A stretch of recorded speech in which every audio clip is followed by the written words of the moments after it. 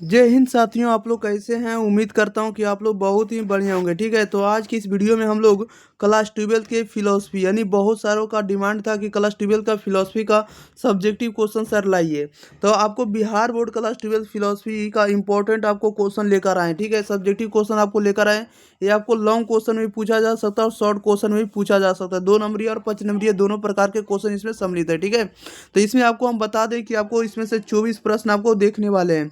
तो आप लोग शुरू से अंत तक बने रहते हैं, तो आपको हम आशा करते हैं कि आपको इसे 10 नंबर आपको यहाँ से लड़ने वाला। ठीक है, कम से कम आपको 5 क्वेश्चन यहाँ से देखने को मिलने वाला। तो आप लोग शुरू से अंत तक बने रहिए।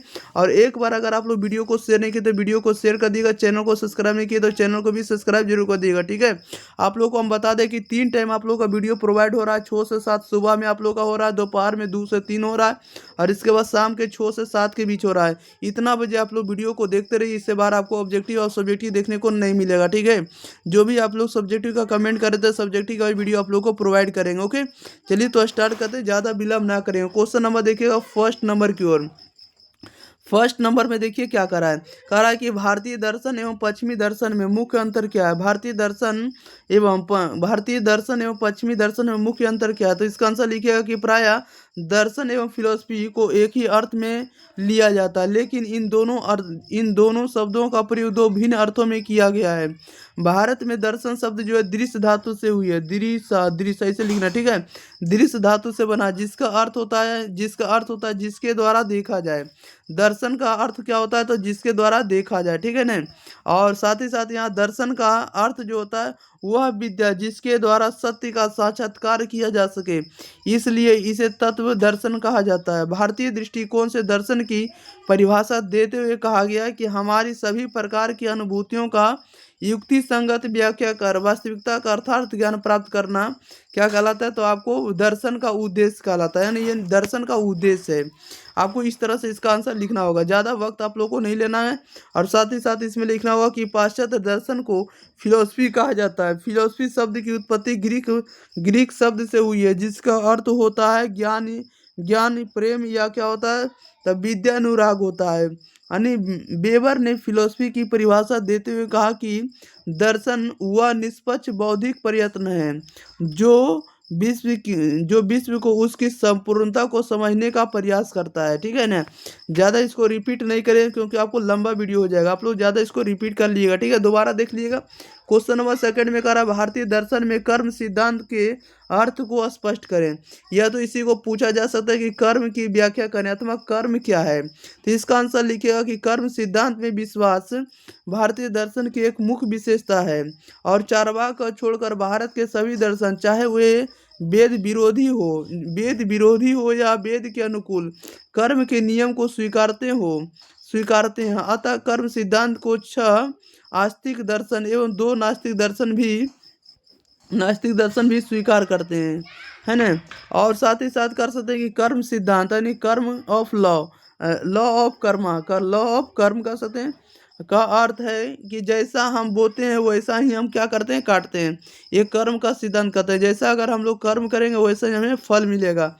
और साथ ही साथ यह भी कहा जा सकता है कि कहने का अभिप्राय शुभ कर्मों का फल शुभ अशुभ तथा अशुभ कर्मों का फल अशुभ होता है। किए हुए कर्मों का फल नष्ट नहीं होता है, यानी फलन जो है नष्ट नहीं होता, तथा बिना बिना किए हुए कर्मों के फल भी प्राप्त नहीं होते। हमें सदा कर्मों के फल प्राप्त होते हैं। वस्तुतः सुख और दुख क्रमशः शुभ एवं अशुभ कर्मों के अनिवार्य फल माने जाते हैं। अतः कर्म सिद्धांत कारण नियम है जो नैतिकता के क्षेत्र में काम करता है। दार्शनिक के अनुसार हमारा वर्तमान जीवन अतीत जीवन के कर्मों का फल है। इस तरह से हम कह सकते हैं कि इस तरह कर्म सिद्धांत में अतीत वर्तमान और भविष्य जीवनों को कार्य की बड़ी के बीच कड़ी बांधा गया है ना। इस तरह से इसका आंसर लिखना होगा। नेक्स्ट क्वेश्चन लेते हैं। क्वेश्चन नंबर देखिए थर्ड का है कि स्वधर्म की व्याख्या करें, अथवा पूछा जा सकता है कि स्वधर्म के तात्पर्य को स्पष्ट करें, या तो पूछ सकता है कि स्वधर्म की परिभाषा दें। तो इसका आंसर लिखिएगा कि स्वधर्म के बारे में। तो इसका आंसर आप लोगों को लिखना होगा कि गीता के अनुसार जिस वर्ण का जो स्वाभाविक कर्म है वही उसका स्वधर्म है। स्वभाव के अनुसार क्या है, तो स्वभाव के अनुसार जो विशेष कर्म निश्चित है वही क्या है, तो स्वधर्म है। स्वधर्म के पालन से मानव परम सिद्धि का भागी होता है। स्वधर्म का अनुष्ठान मनुष्य के लिए कल्याणकारी है। चारों वर्ण का कर्म प्रत्येक वर्ण के स्वभावजन्य गुणों के अनुसार पृथक पृथक विभाजित किया गया है। इंद्रियों का दमन, निग्रह, पवित्रता, तप, शांति, क्षमा भाव, सरलता, अत्यधिक आध्यात्मिक ज्ञान आदि ब्राह्मण के स्वाभाविक कर्म हैं। नेक्स्ट इसी में देखिएगा कि अगला है इसी में कि शूरवीरता, तेजस्विता, धैर्य, चतुर्य और युद्ध से ना भागना, दान देना, स्वामी भाव आदि क्षत्रिय के स्वाभाविक कर्म है। ठीक है। और कृष्ण गोपालन क्या है, कृषि गोपालन वाणिज्य क्या है, तो वाणिज्य वैश्यों के स्वाभाविक कर्म है। अंधता सब वर्गों की सेवा करना शूद्र का स्वाभाविक कर्म है। गीता के अनुसार जो कर्म स्वधर्म के अनुसार स्थिर कर दिए गए उनका त्याग करना तथा परधर्म क्या है, तो पराधर्म या परधर्म का अनुष्ठान करना उचित नहीं है। गीता के अनुसार अच्छी तरह से ना किया गया द्विगुण स्वधर्म अच्छी तरह से किए हुए धर्म से श्रेष्ठ है, क्योंकि स्वधर्म से नियत किए हुए कर्म को करता हुआ मनुष्य को पाप को प्राप्त नहीं कर पाता है ना। इस तरह से इसका आंसर लिखना होगा। इतना लॉन्ग नहीं लिखेंगे, फिर भी इसके बारे में ही लिखना होगा। ठीक है। पढ़े रहिए आप लोग, कुछ ना कुछ तो लिख कर आएंगे ही, इसलिए आप लोग शुरू से अंत तक देखा जाइए। कह रहा 4th नंबर में कि शंकर के दर्शन अद्वैतवाद क्यों कहा जाता है, शंकर के दर्शन को अद्वैतवाद क्यों कहा जाता है। तो इसका आंसर आप लोग इस तरह से लिखेंगे कि शंकर के दर्शन का अद्वैतवाद किसे कहेंगे, क्यों कहा जाता है। कह रहा है कि वेदांत दर्शन के अनेक संप्रदाय विकसित हुए हैं, जिसमें शंकर के अद्वैतवाद का प्रमुख स्थान है। शंकर के दर्शन को एक तत्ववाद अनिमोनिज्म नहीं कहकर अद्वैतवाद नॉन ड्यूलिज्म कहा जाता है। इनके अनुसार जीव और ब्रह्म दो नहीं हैं, वे वस्तुतः अद्वैत हैं। इन्होंने ब्रह्म को परम सत्य माना है। यहाँ ब्रह्म की व्याख्या निषेधात्मक ढंग से की गई है। ब्रह्म की व्याख्या के लिए नेति को आधार बनाया गया है। ब्रह्म क्या है के बदले ब्रह्म क्या नहीं है पर प्रकाश डाला गया है। क्या डाला गया है, तो प्रकाश डाला गया है। और साथ ही साथ यह भी बताएगी कि ब्रह्म ही एकमात्र पारमार्थिक दृष्टि से सत्य है। ईश्वर, जीव, जगत, माया आदि की व्यवहारिक सत्ता है। आत्मा तथा ब्रह्म अभेद हैं। ब्रह्म और जीव का अद्वैत अज्ञानता के कारण, इसलिए यहाँ का ज्ञान योग के द्वारा मोक्ष प्राप्ति की बात कही गई है। ज्ञान के बाद द्वैत अद्वैत में बदला जाता है। ज्ञान के द्वारा किस में बदला जाता है, तो द्वैत और अद्वैत में बदला जाता है। नेक्स्ट क्वेश्चन नंबर देखिएगा 5 नंबर में कह रहा है कि बौद्ध दर्शन का अष्टांग मार्ग की व्याख्या करें। तो इसमें लिखिएगा बौद्ध दर्शन के बारे में ही आप लोग को लिखना, बौद्ध दर्शन का अष्टांग मार्ग का व्याख्या करना है।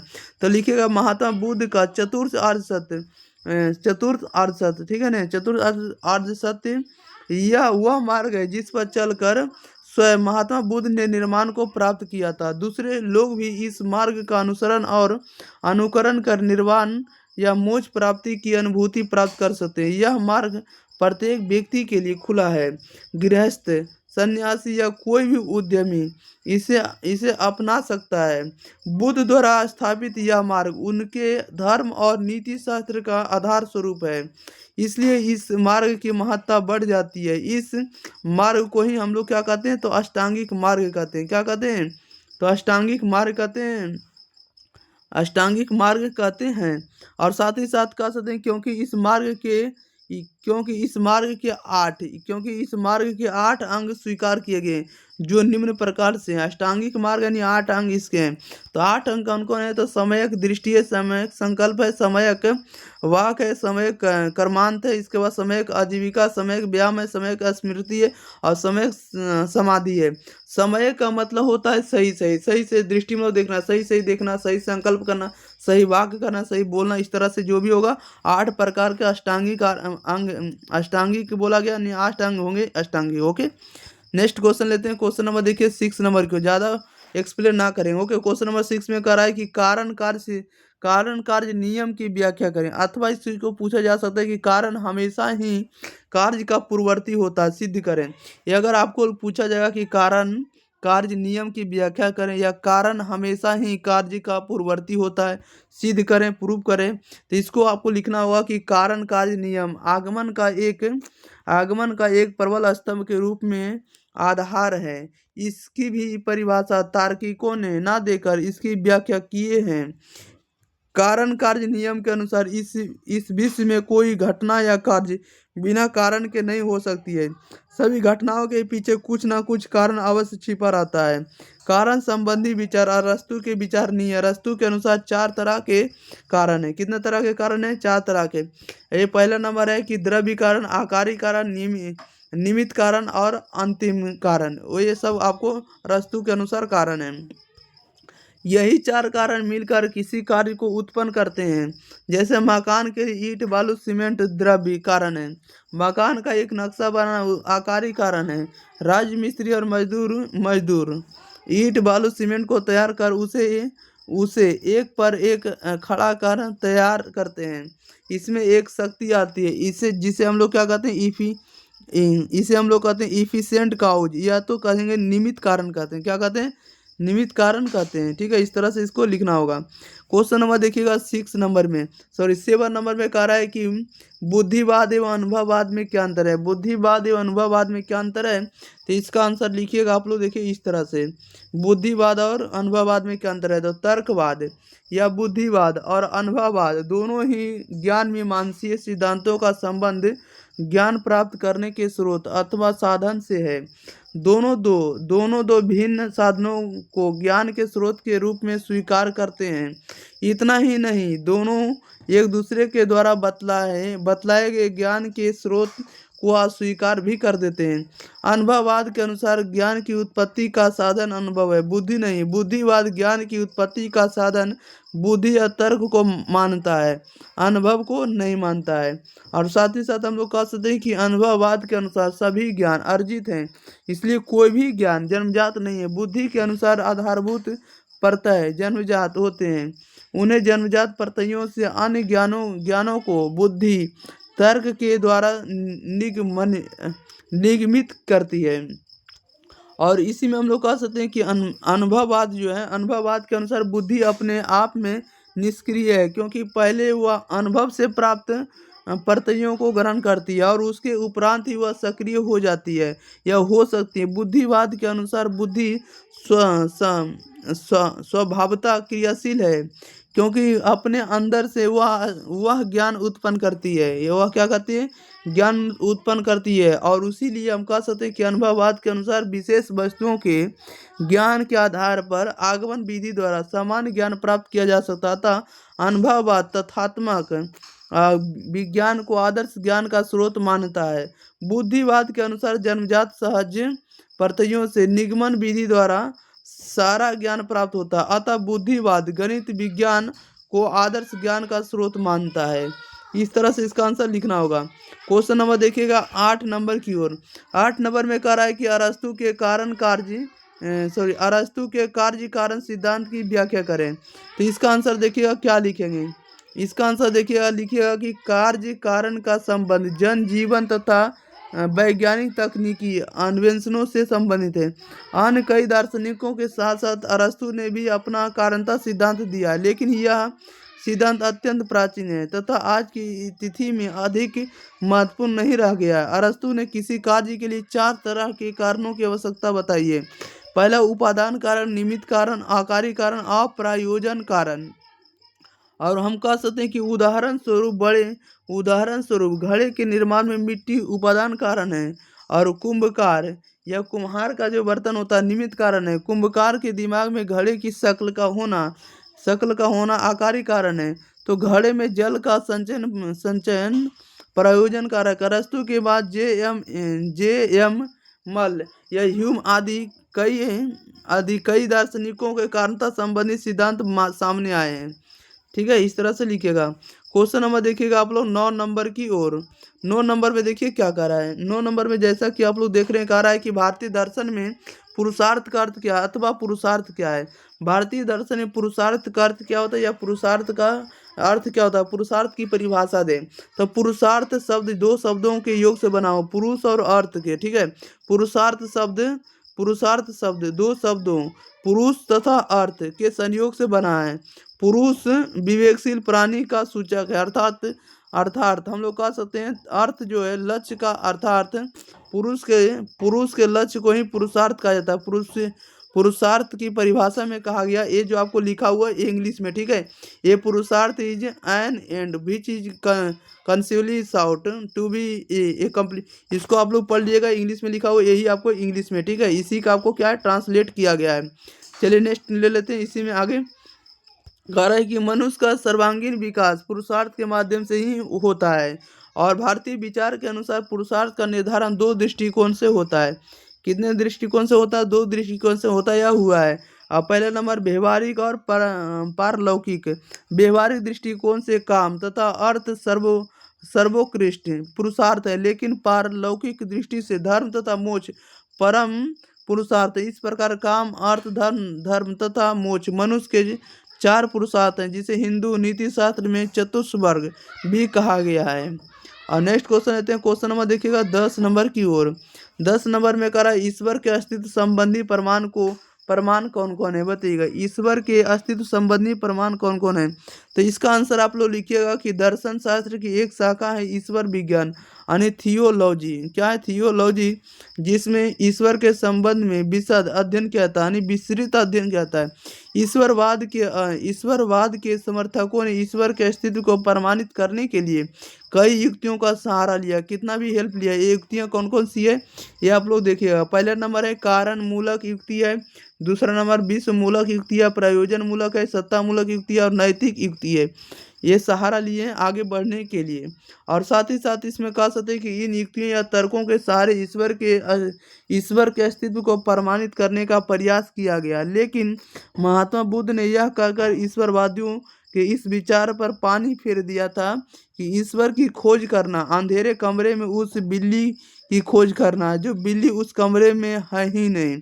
इस तरह से किसने बोल दिए थे? तो महात्मा बुद्ध ने बोले थे, ठीक है, यानी ईश्वर को खोज पाना संभव नहीं है।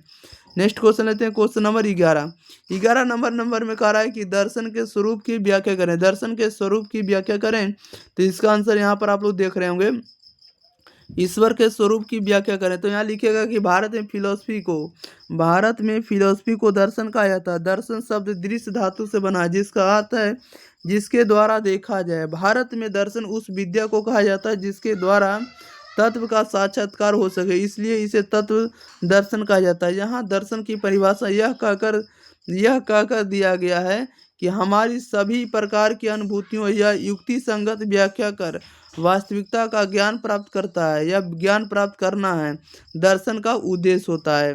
और साथ ही साथ पाश्चात्य दर्शन में फिलोसफी को पाश्चात्य में दर्शन को फिलोसफी कहा जाता है। फिलोसफी का अर्थ होता है विद्यानुराग, अर्थात हम लोग कह सकते हैं कि फिलोसफी जो होता है प्रेम, सोफिया अनुराग का क्या होता है तो व्याख्या करता है।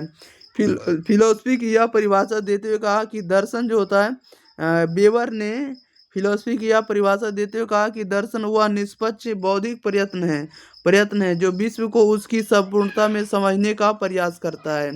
इस तरह से इसका आंसर लिखना होगा।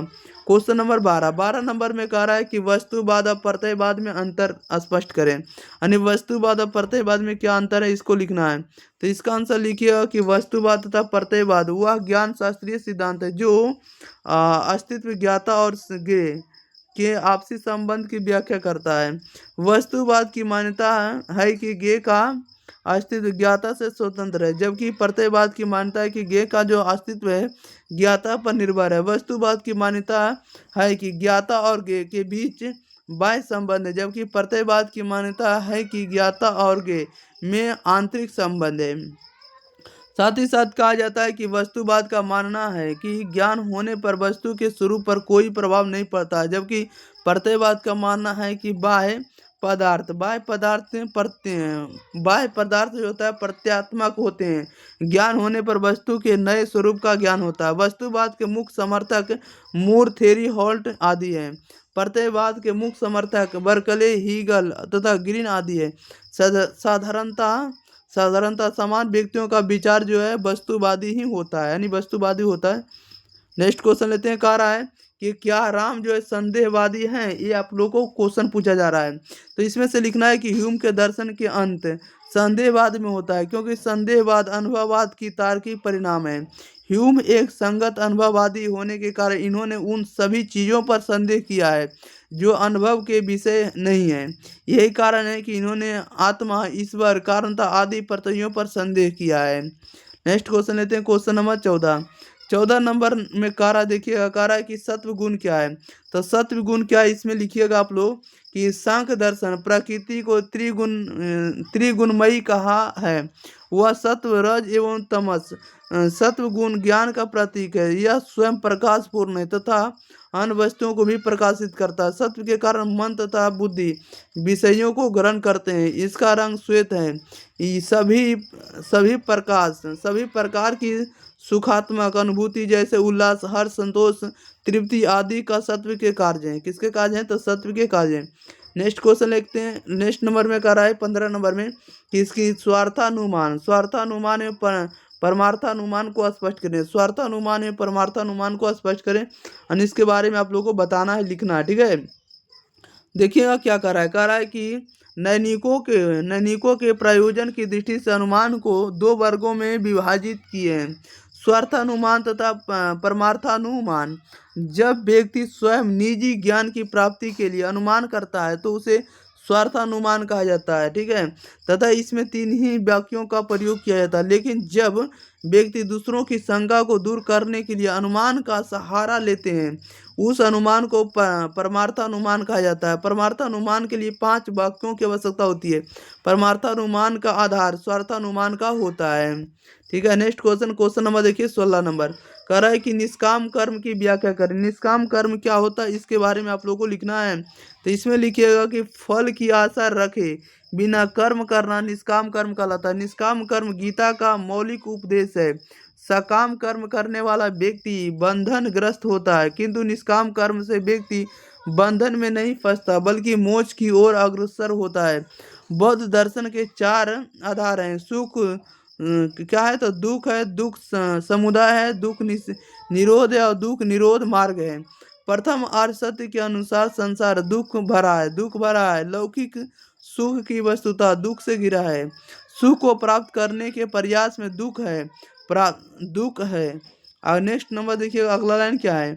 अगला लाइन में कह रहा है कि प्राप्त हो पाने पर यह नष्ट हो जाए, यह विचार दुख होता, और नष्ट हो जाने पर दुख तो है ही। पाश्चात्य विचारक कांट ने भी कर्तव्य के लिए बात की है, जो गीता के निष्काम कर्म से मेल खाता है। नेक्स्ट क्वेश्चन लेते हैं। क्वेश्चन नंबर देखिएगा आप लोग 17 नंबर की ओर।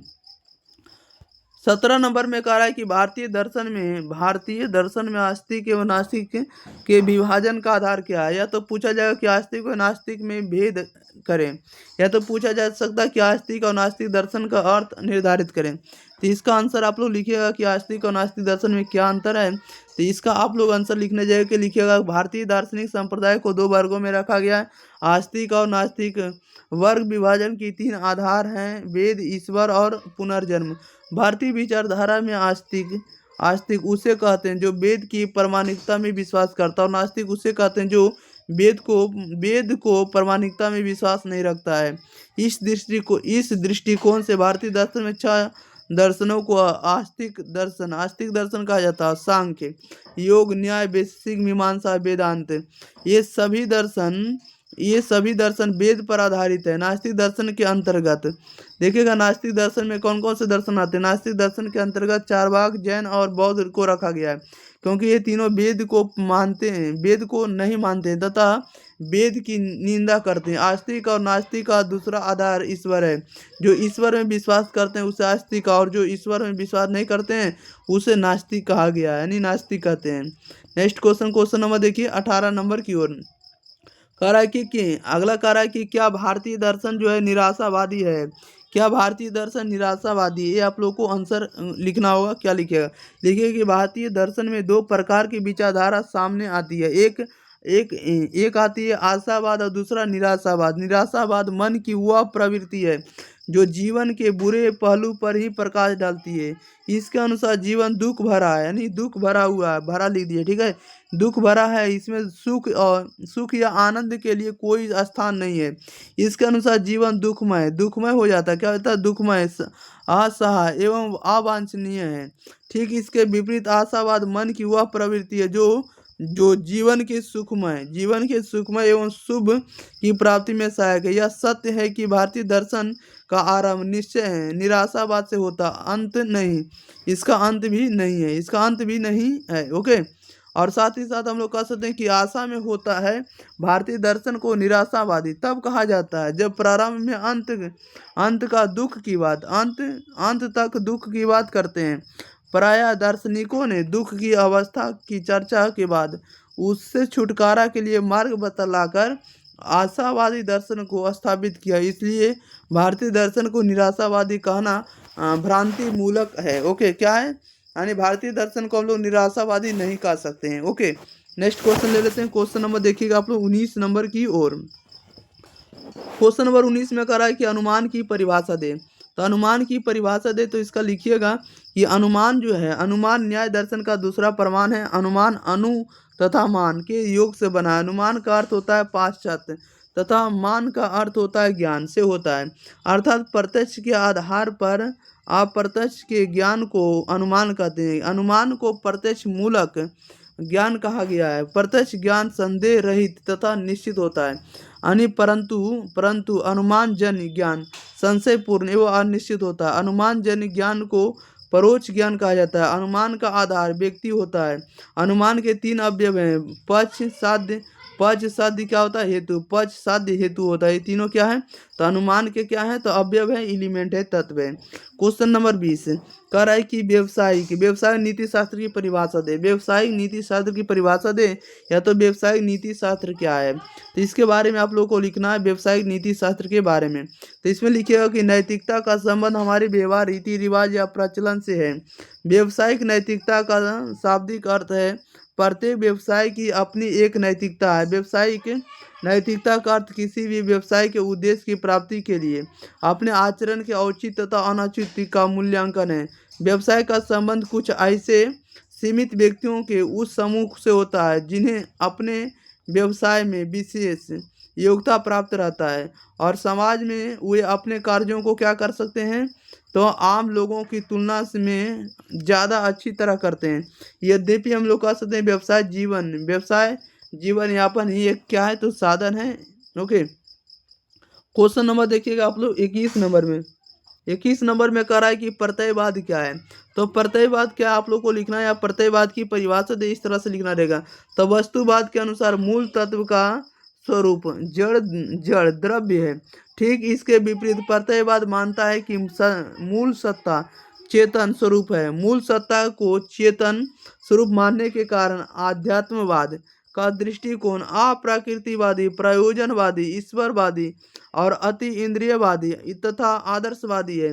विश्व के प्रकट कार्यकलापों के पीछे एक गहरी आध्यात्मिक सार्थकता है जो किसी निश्चित आदर्श की ओर अग्रसर हो रही है। और साथ ही साथ हम कह सकते हैं कि जो कुछ जिस रूप में वास्तविक नजर आता है वह वास्तविक नहीं है। वास्तविकता का साक्षात्कार करने के लिए केवल बुद्धि पर्याप्त नहीं है। जिस प्रकार भौतिकवादियों के बीच जड़ द्रव्य के स्वरूप को लेकर कोई निश्चितता नहीं है, उसी प्रकार प्रत्ययवादियों के बीच भी चेतना के स्वरूप को लेकर कोई निश्चितता नहीं है। प्रत्ययवाद चेतन प्रत्यय आत्मा या मन को विश्व की आधारभूत सत्ता मानते हुए समस्त विश्व को अभौतिक मानता है। क्या मानता है? अभौतिक मानता है। नेक्स्ट क्वेश्चन नंबर 22 कह रहा है कि कारण के स्वरूप की व्याख्या करें, अथवा ये पूछ सकता है कि कारण की प्रकृति की विवेचना करें। तो इसमें लिखिएगा आप लोग कि प्राकृतिक समरूपता नियम एवं कार्य कारण दोनों आगमन के एक आकारिक आधार है। प्राकृतिक समरूपता नियम के अनुसार समान परिस्थिति में प्रकृति के व्यवहार में एक रूपता पाई जाती है। समान कारण से समान कार्य की उत्पत्ति होती है। और साथ ही साथ हम लोग कह सकते हैं कि कारण के उपस्थित रहने पर क्या है, तो कारण के उपस्थित रहने पर अवश्य ही उपस्थित रहेगा। और दोनों नियमों के संबंध को लेकर तीन मत हैं, यानी तीन कथन है जो निम्नलिखित है। पहला नंबर है मिल साहब तथा ब्रेन साहब के अनुसार प्राकृतिक समरूपता है। प्राकृतिक समरूपता नियम मौलिक है तथा कारणता के नियम प्राकृतिक समरूपता है। नियम का एक रूप है ब्रेन के अनुसार समरूपता तीन प्रकार की है। उनमें से एक है ये अनुक्रमिक समरूपता, ठीक है। इसके अनुसार एक घटना के बाद दूसरी घटना समरूप ढंग से आती है। कार्य कारण नियम अनुक्रमिक समरूपता है। कार्य कारण नियम के अनुसार भी ये घटना के बाद दूसरी घटना अवश्य आती है, घटना के बाद दूसरी घटना अवश्य आती है। और साथ ही साथ हम लोग कह सकते हैं अतः कार्य कारण नियम स्वतंत्र नियम ना होकर समरूपता का एक भेद है। जैसे पानी और प्यास बुझाना, आग और गर्मी का होना इत्यादि घटनाओं में हम इसी तरह की समरूपता पाते हैं। नेक्स्ट है दूसरा नंबर में कि जोसेफ एवं मेलोन आदि विद्वानों के अनुसार कार्य कारण नियम मौलिक हैं। प्राकृतिक समरूपता नियम मौलिक नहीं है, स्वतंत्र नहीं है, बल्कि प्राकृतिक समरूपता नियम इसी में समाविष्ट हैं। कार्य कारण नियम के अनुसार कारण सदा कार्य को उत्पन्न करता है। कारण के उपस्थित रहने पर कार्य अवश्य ही उपस्थित रहता है। प्राकृतिक समरूपता नियम के अनुसार भी समान कारण समान कार्य को उत्पन्न करता है, अतः कार्य कारण नियम ही मौलिक है। और साथ ही साथ प्राकृतिक समरूपता नियम उसमें क्या होगा तो अंतर्भूत होगा। क्या होगा? अंतर्भूत होगा, इम्प्लाइड होगा। और थर्ड नंबर में जो नियम है, थर्ड नंबर क्या है? थर्ड नंबर का ये थर्ड नंबर है, ठीक है। यानी बेल्टन सिगबर्ट तथा बेसांट केट के अनुसार दोनों नियम एक दूसरे से स्वतंत्र है, दोनों मौलिक है, दोनों का अर्थ जो है भिन्न है। दोनों के जो लक्ष्य है कि प्राप्त दोनों ही क्या करते हैं? लक्ष्य की प्राप्ति करते हैं या लक्ष्य की पूर्ति करते हैं। कारण कार्य नियम से पता चलता है कि प्रत्येक घटना का एक कारण होता है और प्रकृति में क्या होगी तो समानता होगी। अतः ये दोनों हम लोग कह सकते हैं, अतः ये दोनों नियम मिलकर ही आगमन के आकारिक आधार बनते हैं। आगमन की क्रिया में दोनों की मदद ली जाती है। और जैसे जैसे मनुष्यों को मरणशील देखकर सामान्यीकरण कहते हैं कि सभी मनुष्य मरणशील है, कुछ से सबकी ओर जानने में प्राकृतिक समरूपता के नियम की मदद लेते हैं। प्रकृति के व्यवहार में समरूपता है। क्या है? प्रकृति के व्यवहार में क्या है तो समरूपता है, ठीक है। इस तरह से लिखना होगा, इतना लॉन्ग आप लोगों को नहीं जाना है, ठीक है। क्वेश्चन नंबर देखिएगा, तिरस्कार कि भारतीय दर्शन में पुरुषार्थ कितने हैं? तो दो शब्दों पुरुष तथा अर्थ के संयोग से पुरुषार्थ बना है। पुरुष जो होता है, पुरुष विवेकशील प्राणी का सूचक अर्थार्थ हम लोग का तथा अर्थ लक्ष्य का, अर्थात पुरुष के लक्ष्य को ही पुरुषार्थ कहते हैं। मनुष्य के चार पुरुषार्थ काम अर्थ धर्म मोक्ष, जिसे हिंदू नीति शास्त्र में चतुर्थ वर्ग भी कहा गया है। यानी पुरुषार्थ कितने प्रकार के होंगे? 4 प्रकार के होंगे। ये कौन कौन होंगे? काम होंगे, अर्थ होंगे, धर्म होंगे, मोक्ष होंगे, ठीक है। ये याद रखेगा। और हिंदू धर्म में जो है पुरुषार्थ को चतुर्थ वर्ग भी कहा गया है। नेक्स्ट क्वेश्चन नंबर देखिए 24 नंबर कह रहा है कि सत्ता मूलक प्रमाण की व्याख्या करें। तो सत्ता मूलक प्रमाण क्या है? तो इसका आंसर लिखिएगा सत्ता मूलक के बारे में, तो आप लोग इस तरह से लिखिएगा। करें इसका आंसर लिखिएगा अनसेल्म, देकार्त तथा लाइबनित्स ने ईश्वर की सत्ता को वास्तविकता प्रमाणित करने के लिए सत्ता संबंधी प्रमाण दिया है। इस प्रमाण में कहा गया कि हमारे मन में पूर्ण सत्ता की धारणा, अतः यह धारणा केवल कोरी कल्पना ना होकर अवश्य ही वास्तविकता सत्ता के संबंध में होगी। ईश्वर की यथार्थता यानी एग्जिस्टेंस उस पूर्ण द्रव्य के प्रत्यय से उसी प्रकार टपकती है जिस प्रकार से त्रिभुज का त्रिकोणाकार, ठीक है ना। और साथ ही साथ उसके प्रत्यय से ही क्या होती है? ध्वनित होता है। और संक्षिप्त रूप से हम कह सकते हैं कि प्रत्ययों के आधार पर ही वास्तविकता सिद्ध की जा सकती है। इस सिद्धांत की आलोचना करते हुए कांट का कहना या कांट का मानना है कि वास्तविकता केवल इंद्रिय ज्ञान से ही प्राप्त की जा सकती है, प्रत्ययों से वास्तविकता नहीं प्राप्त की जा सकती है। प्रत्यय चाहे साधारण वस्तुओं के विषय में हो या पूर्ण द्रव्य के विषय में हो, वे वास्तविकता प्राप्त नहीं कर सकते हैं। यदि मात्र प्रत्ययों की रचना से ही वास्तविकता प्राप्त हो जाती तो कोई भूख नंगा और दरिद्र ना होता। ये बात भी सत्य है, ठीक है। इस तरह से इसका आंसर लिखना होगा। चलिए, तो इसमें जितना भी आपको ऑब्जेक्टिव क्वेश्चन था सभी आपको टॉप 24 सब्जेक्टिव क्वेश्चन को यानी हम आपको कंप्लीट कर दिए। जो भी आपको 2025 के बोर्ड परीक्षा में आपको 100% सब्जेक्टिव आएगा, इसी से आएगा, ठीक है। आप लोग जरूर देख कर जाइएगा और इस वीडियो को ज़्यादा से ज़्यादा आप लोग प्यार दीजिए, सपोर्ट करिए। इस चैनल को आपको अपना ही चैनल है, ठीक है। मिलते हैं अगले अगले वीडियो के साथ, तब तक के लिए thank you for watching this video. धन्यवाद।